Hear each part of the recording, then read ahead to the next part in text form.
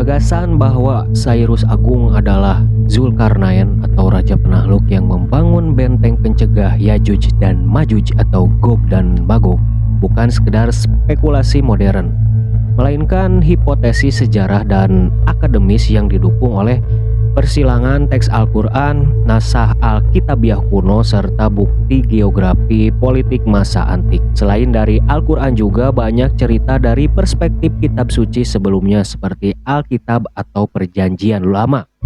Kunci utama yang menghubungkan Cyrus dengan gelar pemilik dua tanduk atau Zulkarnain ini juga berasal dari tradisi tekstual Yahudi ya. Nabi Daniel mendapatkan penglihatan tentang seekor domba jantan bertanduk dua. Satu tanduk lebih tinggi dari yang lain yang menanduk ke arah barat, utara, dan selatan sehingga tidak ada binatang lain yang sanggup melawannya. Dalam penglihatan itu, malaikat Gabriel secara eksplisit menjelaskan, artinya domba jantan yang kau lihat dengan dua tanduk itu adalah Raja Media dan Persia. Nah, Cyrus ini menyatukan dua bangsa ini ya, Media dan Persia. Penandukan ketiga yaitu ke arah barat, utara, dan selatan sangat presisi dengan ekspansi Cyrus, yaitu menaklukkan Lydia di barat, Babilonia di selatan, serta wilayah Asia Tengah atau Kaukasus di utara. Nah, lalu dalam Yesaya, Cyrus disebut sebagai Mesiah atau orang yang diurapi Tuhan ya, sebuah gelar yang sangat langka untuk raja non-Israel. Ia ditakdirkan membendung kekuatan jahat Babilonia dan membebaskan bangsa terpilih. Nah, lalu bagaimana pandangan berdasarkan dari para ilmuwan dan para cendekiawan? Nah, ada teori yang dipelopori secara sistematis oleh Abul Kalam Azad ya, cendekiawan dan Menteri Pendidikan pertama India. Kemudian diamini oleh pakar tafsir Nusantara seperti Profesor Dr. Buya Hamka ya dalam Tafsir Al-Ajhar, serta mufasir kontemporer Alamah Tabatabai dalam Tafsir Al-Mizan. Nah, para cendekiawan Islam menyoroti keselarasan narasi surah Al-Kahf dengan rekam jejak Cyrus ini ya. Yang pertama adalah arah ekspansi militernya ya. Al-Quran menceritakan 3 rute Zulkarnain ya, yaitu yang pertama ke tempat matahari terbenam, yaitu Maghrib dan Asyam ya. Cyrus menaklukkan Asia Kecil hingga pesisir laut Egeia atau Lydia ya, tempat matahari terlihat tenggelam di perairan berlumpur hitam. Lalu ke tempat matahari terbit ya, Mathli Asyam. Cyrus berekspansi ke timur hingga kawasan Makron atau sebagian Asia Tengah yang masyarakatnya hidup di wilayah terbuka. Lalu ke antara dua gunung Baina Asyadain ya, Cyrus bergerak ke utara menuju pegunungan Kaukasus. Nah, lalu kemudian yang kedua adalah hal yang paling penting tentang karakter tauhid dan keadilannya ya, tentang si Cyrus ini. Al-Quran menggambarkan Zulkarnain sebagai penguasa beriman, bertuhan satu atau monoteisme yang memberi pilihan adil kepada rakyat tahlukannya, bukan penahlukan kejam. Ini selaras dengan silinder Cyrus atau Cyrus Cylinder ya, dokumen sejarah kuno yang mencatat larangan penjarahan, jaminan kebebasan beragama, dan penghapusan perbudakan di Babilonia saat penahlukannya ya. Cyrus Agung menghormati adat istiadat dan agama di tanah yang ia taklukkan, menjadi percontohan yang berhasil untuk administrasi terpusat dan pembangunan pemerintah yang bekerja untuk keuntungan rakyatnya. Nah, kemudian pertanyaan terbesarnya, di mana tembok pencegah Yajuj dan Majuj tersebut?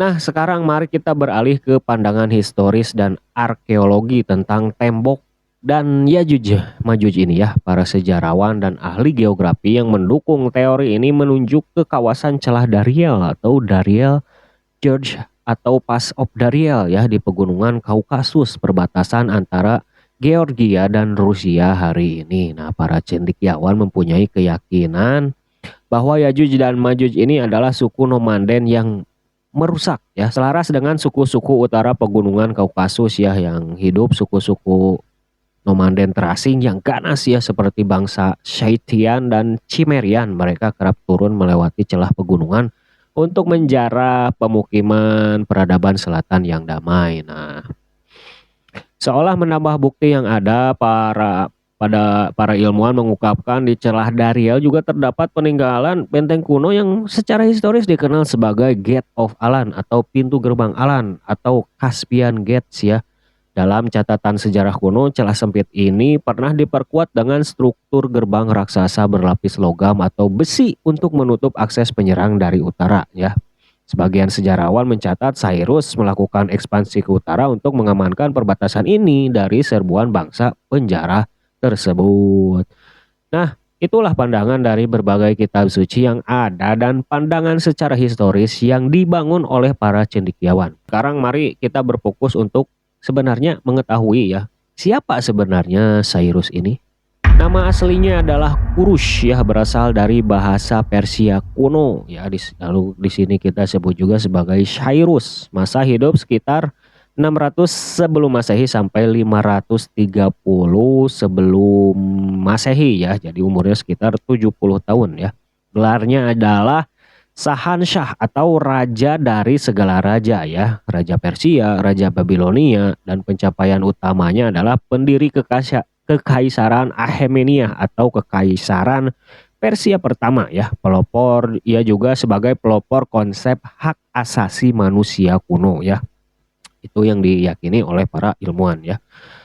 Cyrus lahir dari keluarga bangsawan campuran. Ayahnya adalah Kambises I ya, raja bagi bangsa Persia, sedangkan ibunya Mandane adalah putri dari Astyages ya, yang menjadi raja dari bangsa Media. Menurut legenda kuno, Astyages atau kakeknya dari Cyrus ini bermimpi cucunya ini kelak akan merebut tahtanya. Karena panik, ia memerintahkan agar bayi Cyrus dibunuh. Nah, beruntungnya jenderal yang disuruhnya tak tega dan Cyrus akhirnya dibesarkan diam-diam oleh keluarga gembala hingga dewasa. Nah, saat rahasia identitasnya terbongkar dan ia kembali ke istana, Cyrus muda menunjukkan karisma yang luar biasa. Pada tahun 559 sebelum Masehi, ia memimpin Persia.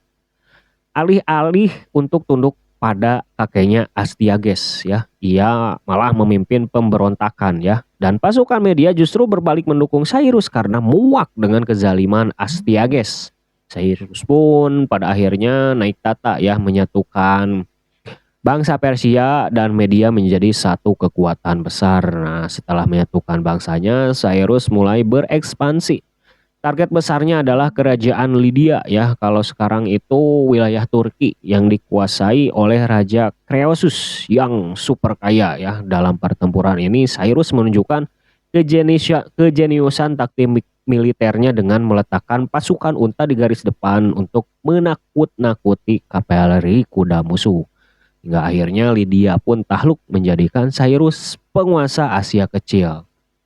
Nah, puncak kejayaan militernya adalah ketika Cyrus berhasil merebut kota Babilonia ya.